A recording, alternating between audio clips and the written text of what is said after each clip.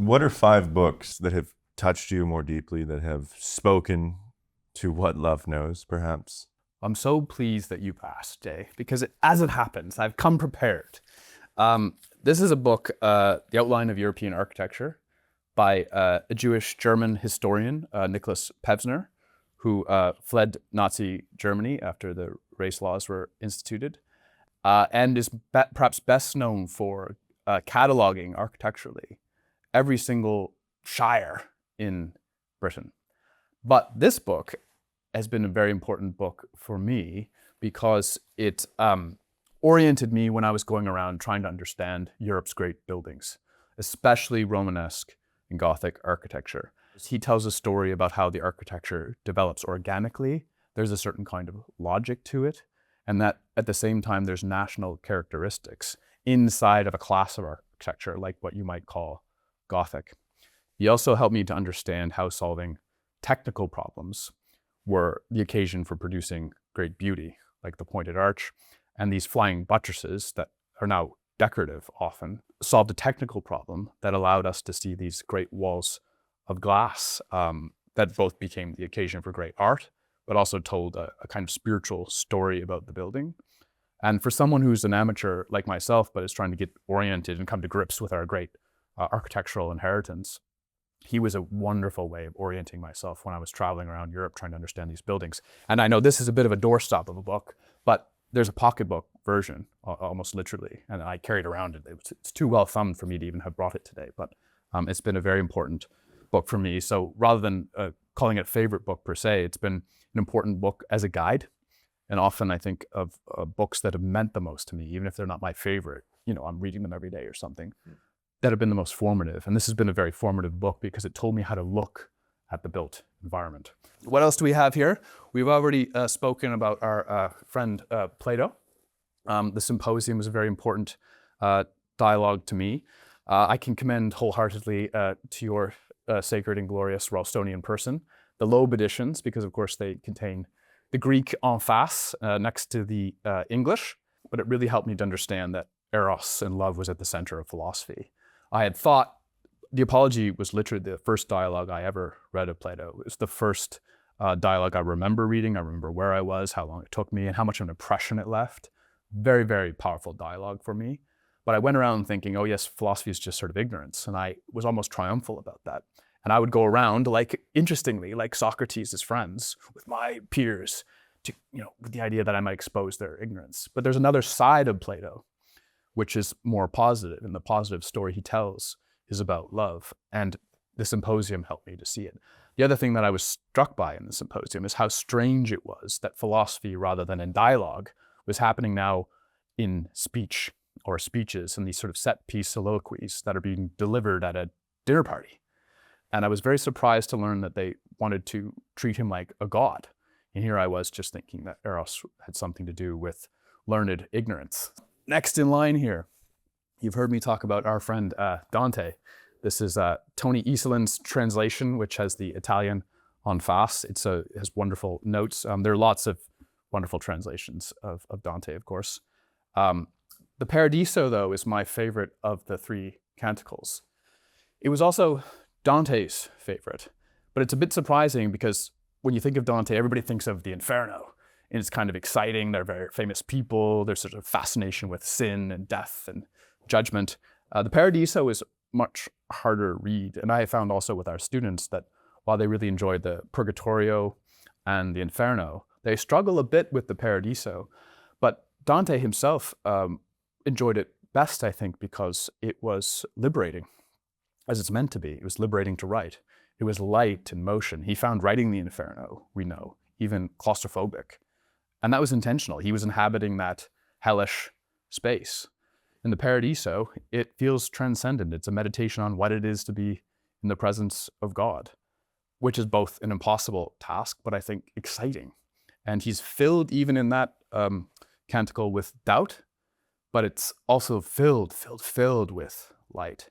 And it was such an important and formative text for me, and very important to some of my teachers who were deeply informed by it. It's also the book that helps you to read the comedy as a whole. You can't understand the Inferno until you've read the Paradiso, really.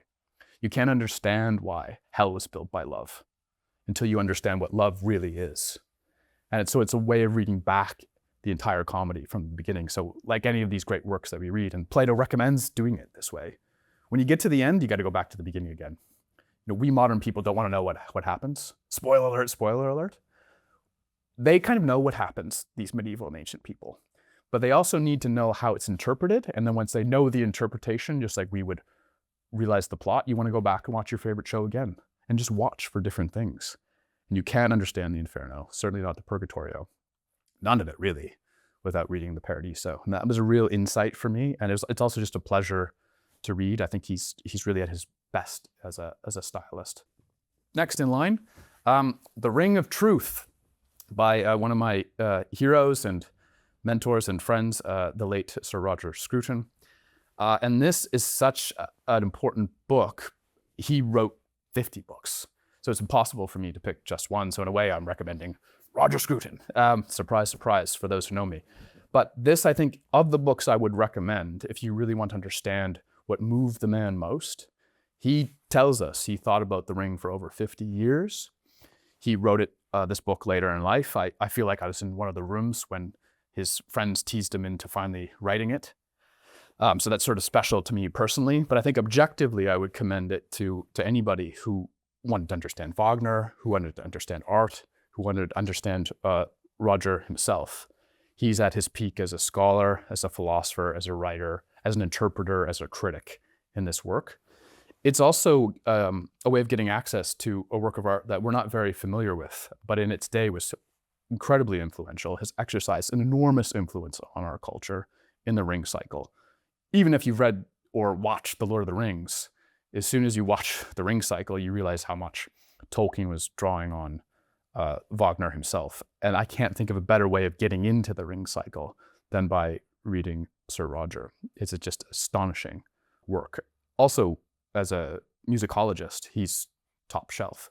So he's just one of these sort of Renaissance men, writing about another Renaissance man in his day who saw the artwork of the future as being a kind of Gesamtkunstwerk.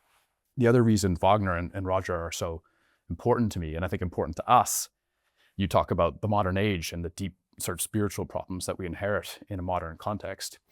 He's proposing that art can be not a religion replacement, but it can satisfy. And he's trying self-consciously to get back to our Greek friends like Aeschylus. He's trying to satisfy this religious need that human beings have. And the Greeks didn't really see any difference between the stage and religion. These were sort of part of the same world. And Wagner thought this was the genius of the Greeks, and he was trying to attempt the same. He's trying to treat a work of art as an epiphany, as a theophany, as an apocalypse, to satisfy a kind of spiritual hunger that had been opened up by the spiritual malaise in the modern world. And finally, as a kind of bonus, this is a little more simple but and well known. This is to stand in for the Narnia Chronicles as a whole. This is The Magician's Nephew, which is my personal favorite. I think on the cover you see the wood between the worlds, which really was exciting for me. Talking of rings, Lewis was also influenced by our friend Wagner. One of the things I find astonishing, I have children of my own, I'm just as interested in what's going to happen next as they are. That takes a real genius to write children's stories that adults are not bored by. That, if you think about it, is quite something. The child in us all wants to read these great stories, and everybody has read or is at least familiar with Narnia. And one of the achievements that Lewis himself valued was writing the kind of story for a child that an adult would also be happy to read. The other thing that's so exciting about Lewis is he throws in, and he's sort of criticized for doing this uncritically by some, but I think what's wonderful about it is he combines all of his great loves, his great love for the classics, his great love for the German fairy tale, his great love for romanticism, for a world that Wagner built. It's all there in his Christian message. Aslan's obviously Christ in another world. This was the experiment that he was attempting.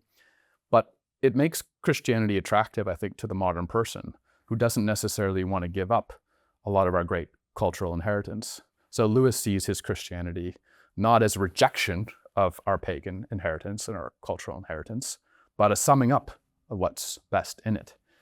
So Narnia is an excellent way of introducing young people to the tradition, but it's also a way of introducing, I think, parents or an adult reader to their tradition implicitly, because they'll recognize the faun. They'll feel the mystery of the forest. They sense something quite powerful is going on with Aslan. The problem of evil is there in these diabolical creatures called the Jinn and the White Witch. And these are very powerful paradigms. Re-enchantment, you hear this term all the time. Narnia was the first attempt, if you like, after we had become very disenchanted after the Second World War, to say nothing of the first that Lewis fought in. We were re-enchanting our world now. There's energy for it. Everybody wants to read Narnia. Everybody's reading Lord of the Rings. The hunger's there. It's obvious. The modern still needs this. We're still hungering for it. And I can't think of a better introduction to both that hunger, but also an attempt to satisfy it, than a visionary like C.S. Lewis. And certainly he had an influence on me as a child. And now as a parent, I'm seeing how deep he really goes. He's known as a sort of storyteller, as a Christian apologist. I've now done some work on him as a scholar, and I'm astonished by his learning. Just astonished. I expected to be impressed. And his depth is there's none like it, I don't think, in the last century. He's first class. There's no question about it.